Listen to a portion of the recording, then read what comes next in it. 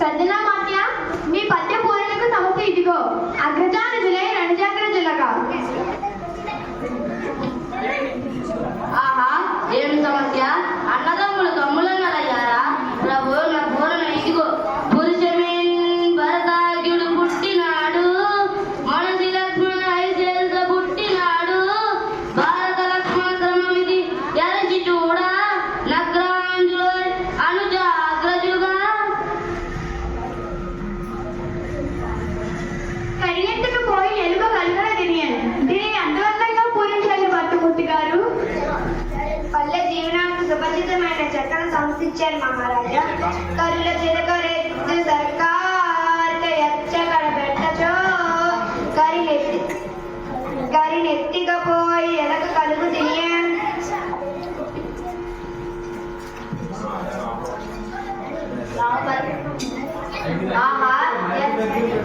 ఆహా, ఎంత అద్భుత పూర్ణ! ఎలుక ఏనుగును ఎత్తుకపోగలదా?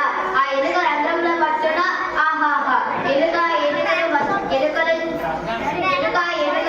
ఎద్దులు మొదలైనవి. చక్కెరతో చేసిన బొమ్మలు. వ్యాపారి పగలంతా వీటిని అమ్మి సాయంత్రానికి అన్ని బొమ్మలు ఎత్తిపెట్టి ఒక్క ఏనుగు బొమ్మను పరిచాడు.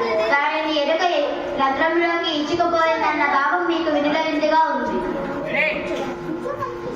బాబు కృతజ్ఞతలు మహారాజా. ముద్దు పలుకులు ముగ్గుతిమ్మని అవి అందుకోండి. గాడిద ఏడ్చిన గదన్నా గణితం పన్నారు. దీనిని పూరించండి. రాజశేఖర, మానవులలో ఆడిన మాటలు తప్పేవారు కొందరు ఉన్నారు. జంతువులలో దీనిని చూడలేము. అయినా దైవ కృపతో పూరించెదను. ఆడిన మాటను తప్పిన గాడిద కొడుకంచు తిట్టగా విని, అయ్యో వీడా నా కొడుకని గాడిద ఏడ్చెన్ గదన్న గదసం పన్నా. లౌకిక జీవన గమనంలో గ్రామీణ దూషణ ఆడతప్పి జనం హీన స్వభావాన్ని తెలుపుతూ మాట నిలబెట్టుకొని విలువని చాటారు. ఆడతప్పి మనిషి గాడిద కొడుకుని తిట్టినప్పుడు విశ్వాసానికి మారిపోయేగా నిలిచింది జంతువు. గాడిద ఏడ్చింది అన్నారు. దీన్ని చెప్తూ దృష్టంతో సాగి మీ పూరణ బలా దూజటి మన కవిత్రులు లోకనీతిని భీతి లేకుండా పలికారు. ఇప్పుడు దీనిని పూరించండి. ప్రభు, అక్షర విన్యాసం తప్ప అర్థలేని సమస్య ఇచ్చారు. అయినా చక్కని పూరణ కాలుస్తాను. నేను నేను నిన్ను నిన్నెను నేను నిన్ను నిన్ను మణితాల సంగతి గానకాల పరిపూర్ణ మానసమున పలుకు నిరాగ మలవల్లచు పలుకు నిటలాన్ నననా నాన నాననా నననా నాన నాననా నననా నాన నాననా. శ్రీ అశ్వశ్రీ వరసంగా పొందిన జుడిటి పూల విజయాలను కళలను సూచన కట్టి కళ్ళే పాటు పట్టాలు పడుకునే రైతులు అద్భుతం.